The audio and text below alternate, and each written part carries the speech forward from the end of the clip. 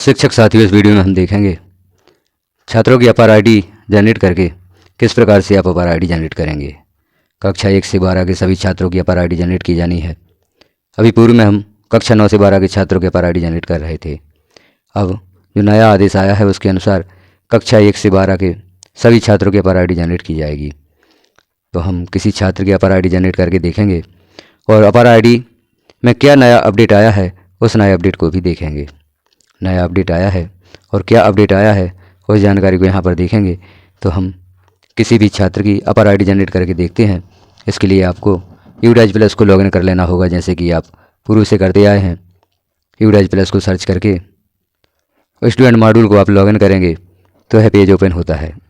इस पेज के ओपन होने के बाद आप देख रहे हैं लेफ़्ट साइड में कुछ options, school dashboard, school detail, student name, update, list of all student और अपार मॉड्यूल।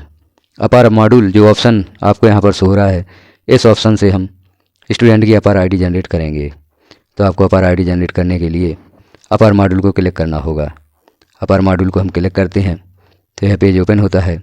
यहाँ पर आप जिस कक्षा के छात्रों की अपार आईडी जनरेट करना चाहते हैं उस कक्षा को यहाँ पर सेलेक्ट करना होगा।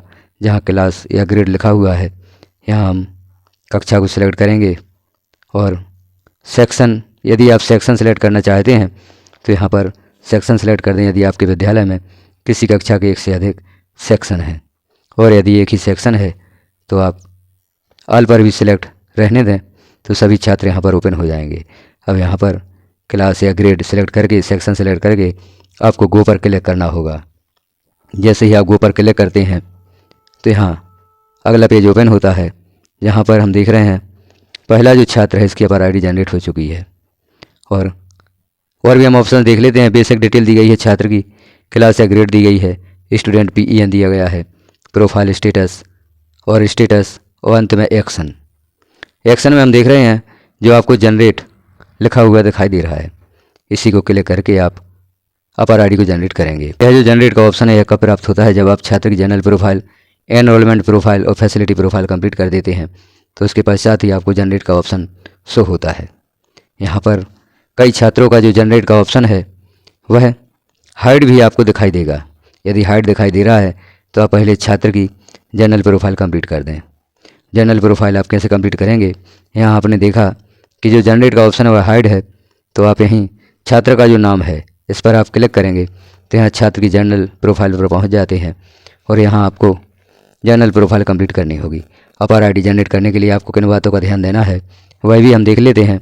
यहाँ जो छात्र का नाम दिया है, student name as per school record, इस नाम का विशेष महत्व है। छात्र का यह नाम वह होता है जो आपके स्कूल रिकॉर्ड में है। इस नाम का मिलान कहाँ होना चाहिए, तभी आप अपार आईडी जनरेट कर पाएंगे।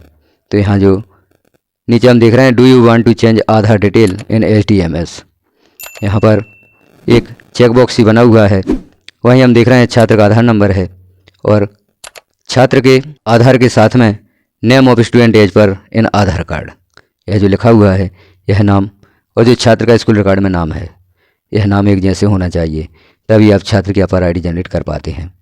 और छात्र की डेट ऑफ बर्थ भी छात्र के आधार से मैच करना चाहिए, तभी आप अपार आईडी जनरेट कर पाते हैं। तो छात्र का स्कूल रिकॉर्ड में नाम, छात्र का आधार पर नाम, छात्र की डेट ऑफ बर्थ आधार के अनुसार होना चाहिए, तभी आप छात्र की अपार आईडी जनरेट कर पाते हैं। अपार आईडी जनरेट करने से पहले आपको अभिभावक की सहमति भी लेनी होती है। सहमति फॉर्म भी आप भरकर अपने पास रखें। उसके पश्चात छात्र की अपार आईडी जनरेट करें। तो यहाँ पर 2-3 बातें होती हैं जिन्हें हमें ध्यान रखना है। Student name as per school record और name of student as per in Aadhaar card, यह एक जैसे होना चाहिए और छात्र की जन्म तिथि भी आधार के अनुसार होनी चाहिए। और नीचे हम देख रहे हैं छात्र का मोबाइल नंबर, जो छात्र का मोबाइल नंबर दिया गया है यह भी चालू स्थिति में होना चाहिए।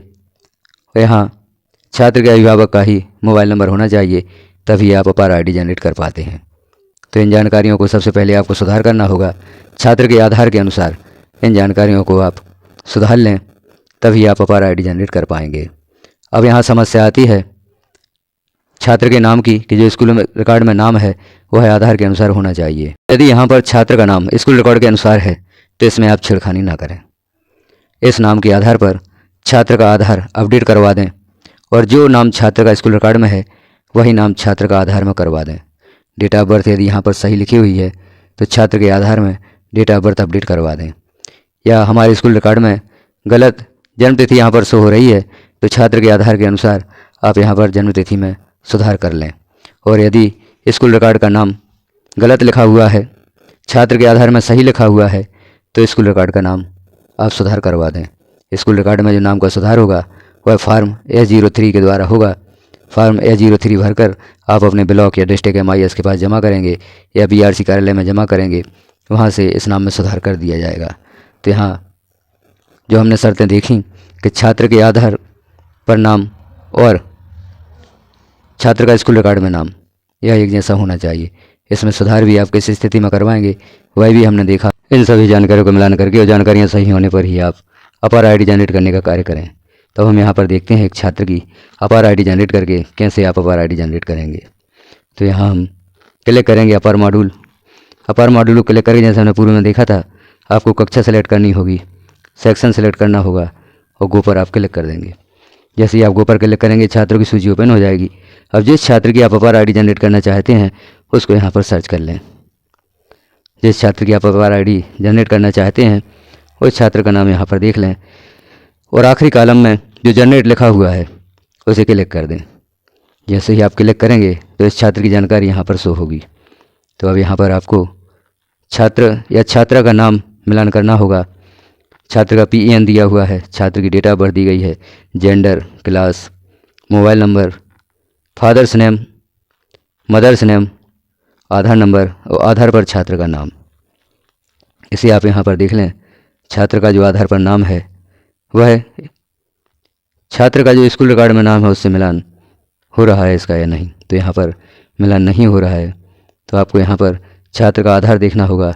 छात्र के आधार में क्या नाम लिखा हुआ है। यहाँ पर हम देख रहे हैं छात्र छात्रा का नाम। इस छात्रा का नाम स्कूल रिकॉर्ड में अलग है और आधार पर अलग है, तो इसकी अपार ID जनरेट नहीं होगी। जन्मतिथि इसकी जो है वह आधार के अनुसार है। माता पिता का नाम भी सही है, मोबाइल नंबर भी यहाँ पर लिखा हुआ है। तो सबसे पहले यहाँ आपको कार्य करना होगा, फॉर्म S03 भरकर ब्लॉक MIS से या डिस्ट्रिक्ट MIS से छात्र के स्कूल रिकॉर्ड में नाम को सुधरवाना होगा। हम छात्र छात्रा की जनरल प्रोफाइल देखते हैं, वहाँ पर छात्र या इस छात्रा का नाम क्या दिया हुआ है। तो हम देखते हैं जनरल प्रोफाइल। जनरल प्रोफाइल में जो स्टूडेंट का नाम स्कूल रिकॉर्ड में दिया हुआ है उसमें उसका सरनेम साथ में है। और यहाँ हम देख रहे हैं आधार में छात्र छात्रा का नाम अकेला नाम लिखा हुआ है छात्रा का। तो यहाँ हमें स्कूल रिकॉर्ड के नाम से मिलान करना होगा। हमारे स्कूल रिकॉर्ड में भी छात्रा का सिर्फ नाम लिखा हुआ है, उसके साथ में सरनेम नहीं है। तो यहाँ हमें छात्रा का जो स्कूल रिकॉर्ड में नाम है वह फॉर्म A03 भरकर सुधरवाना होगा। जब यह नाम सुधर जाएगा तो आप इसकी अपार ID जनरेट कर पाएंगे। तो हमने फॉर्म A03 भरकर ब्लॉक MIS के पास जमा कर दिया, उनके द्वारा इस नाम को सुधार दिया गया। जब नाम सुधार दिया जाएगा तो फिर हम इसकी अपार ID जनरेट करके देखेंगे। अब यहाँ पर जनरल प्रोफाइल में हम देख रहे हैं छात्रा का नाम सुधार दिया गया है। हमने फॉर्म S03 भरकर जो ब्लॉक डिस्ट्रिक्ट MIS के पास जमा किया था उनके द्वारा इस नाम में सुधार कर दिया गया है। अब student name as per school record और name of student as per in Aadhaar card एक जैसा है। छात्र की जो जन्मतिथि वह भी आधार के अनुसार है। आप इसका आधार से मिलान करके देख लें। छात्र के माता पिता का नाम भी सही है, छात्र का जेंडर भी सही है और मोबाइल नंबर भी यहाँ पर जो हम देख रहे हैं वह छात्र छात्रा का ही है। अब हम देखते हैं इसका जो हमें अपार ID जनरेट करनी है तो हम किस प्रकार से करेंगे। तो यहाँ हम देखते हैं अपार मॉड्यूल को पुनः क्लिक करते हैं, यहाँ पर कक्षा सेलेक्ट करते हैं, सेक्शन सेलेक्ट करते हैं और गो पर क्लिक कर देते हैं। अब इस छात्र का नाम यहाँ पर आप देख लें कहाँ पर नाम है और नाम यहाँ प्राप्त होते ही आप जनरेट जो आखिरी कॉलम है उसमें जनरेट लिखा हुआ है, इस जनरेट पर आप क्लिक करेंगे। जैसे ही जनरेट पर क्लिक करेंगे तो यहाँ पर पुनः छात्रा का रिकॉर्ड यहाँ पर ओपन हुआ है। जैसे हम नेम देख रहे हैं, आधार नंबर, आधार पर नाम, यह जानकारी हम यहाँ पर देख रहे हैं। तो अब यह आधार के अनुसार हैं।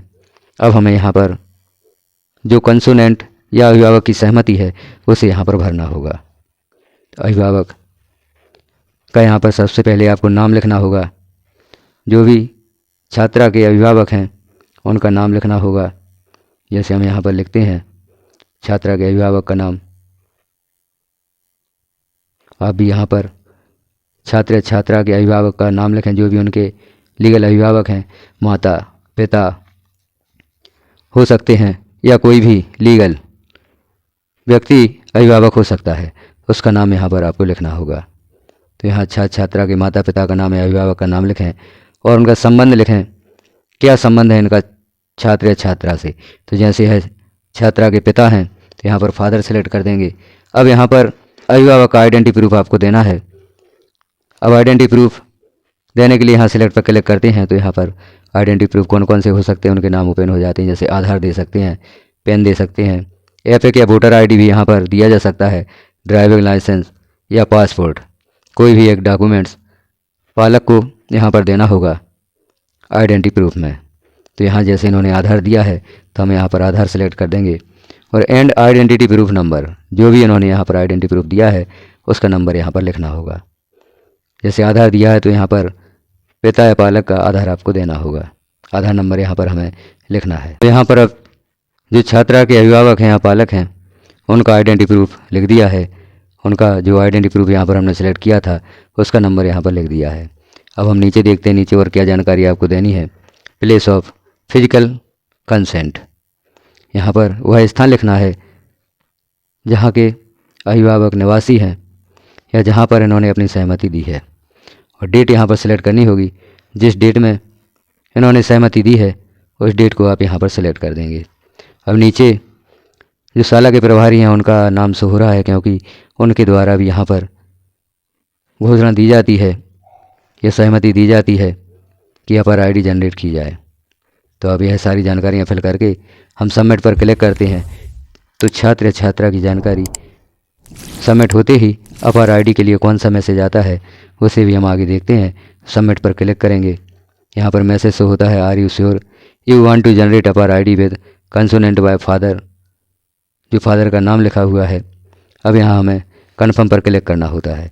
जैसे ही हम कन्फर्म पर क्लिक करते हैं तो यहाँ पर एक और मैसेज शो होगा, request for APAAR ID has been submitted successfully, APAAR ID will be generated within few hours. अर्थात जो आपने अपर आईडी के लिए रिक्वेस्ट की है वह सबमिट हो चुकी है। अब अपर आईडी कुछ घंटे बाद यहाँ पर जनरेट होगी। अभी हम देख रहे थे पूर्व में अपर आईडी यहाँ पर जनरेट तुरंत हो जाती थी और जो अपर आईडी एन लिखा हुआ है यहाँ पर छात्र या छात्रा की अपर आईडी शो होने लगती थी अपर आईडी जनरेट करते ही। यह न्यू अपडेट है जिसमें अपर आईडी कुछ घंटों बाद जनरेट होगी। यहाँ पर सिर्फ हम रिक्वेस्ट सबमिट कर सकते हैं। रिक्वेस्ट सबमिट हो जाती है तो यहाँ पर मैसेज शो होता है कि APAAR ID will be generated within few hours, अर्थात अपर आईडी जनरेट होने में अब कुछ घंटे लग सकते हैं। तो यही नया अपडेट आया है अपर आईडी जनरेट करने हेतु। अब यहाँ पर यदि छात्र छात्रा के अपर आईडी तुरंत शो नहीं होती तो हमें इसके लिए परेशान नहीं होना है, क्योंकि यहाँ पर मैसेज शो हुआ है अपर आईडी कुछ घंटों बाद जनरेट होगी, अपर आईडी में एन लिखा हुआ आएगा। तो आप इस मैसेज को देखकर परेशान ना हो और इंतज़ार करें छात्र या छात्रा की अपर आईडी जनरेट होने हेतु, क्योंकि अभी सिर्फ रिक्वेस्ट ही हम सबमिट कर पाएंगे। यही नया अपडेट है और इस अपडेट के अनुसार अब कुछ घंटों बाद छात्र या छात्रा की अपर आईडी जनरेट होगी। तो यहाँ हम जो बैक लिखा हुआ है बैक पर क्लिक कर देते हैं क्योंकि अपर आईडी के लिए रिक्वेस्ट सबमिट हो चुकी है। अब हम यहाँ देखेंगे जैसे यहाँ पर हमने देखा था जो स्टेटस था छात्र का, हमने एक अपर आईडी जनरेट की थी, यहाँ पर अपर आईडी का नंबर लिखा हुआ है। अब इस छात्रा का भी हम देख लेते हैं अपर आईडी के संबंध में यहाँ पर क्या लिखा हुआ आता है। तो आप इस छात्रा का नाम देखें और यहाँ पर स्टेटस आप देख रहे हैं रिक्वेस्टेड और अपर आईडी नॉट अवेलेबल, अर्थात यहाँ पर रिक्वेस्ट लिखा हुआ आ रहा है, जबकि पूर्व में हम देखते थे कि यहाँ पर अपर आईडी लिखी हुई आ जाती थी, तुरंत जनरेट हो जाती थी। अब यहाँ पर रिक्वेस्टेड है या कुछ घंटों बाद आपको यहाँ पर शो होगी।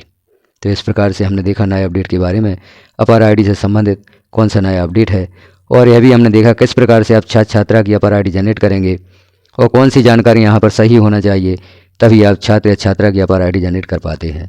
तो इस प्रकार की जानकारियाँ आपको चैनल पर उपलब्ध हैं। चैनल को सब्सक्राइब कर लें, क्योंकि इस चैनल पर आपको यूडाइज प्लस से संबंधित जो भी आपकी प्रॉब्लम्स हैं सभी का समाधान देने का प्रयास किया गया है। आपकी भी यदि किसी प्रकार की प्रॉब्लम है, कोई समस्या है, तो आप कमेंट अवश्य करें, उसका भी समाधान यहाँ पर देने का प्रयास किया जाएगा। और आप चैनल पर विजिट करें तो आपको बहुत सी समस्याओं का समाधान प्राप्त हो सकता है। तो आपसे पुनः रिक्वेस्ट है, आप चैनल को सब्सक्राइब अवश्य कर लें, बेल आइकन को क्लिक कर ऑल पर प्रेस कर दें, ताकि जैसे ही चैनल पर कोई महत्वपूर्ण जानकारी पब्लिश की जाती है वह सर्वप्रथम आपको प्राप्त हो सकेगी। वीडियो को लास्ट तक देखने के लिए आपका धन्यवाद।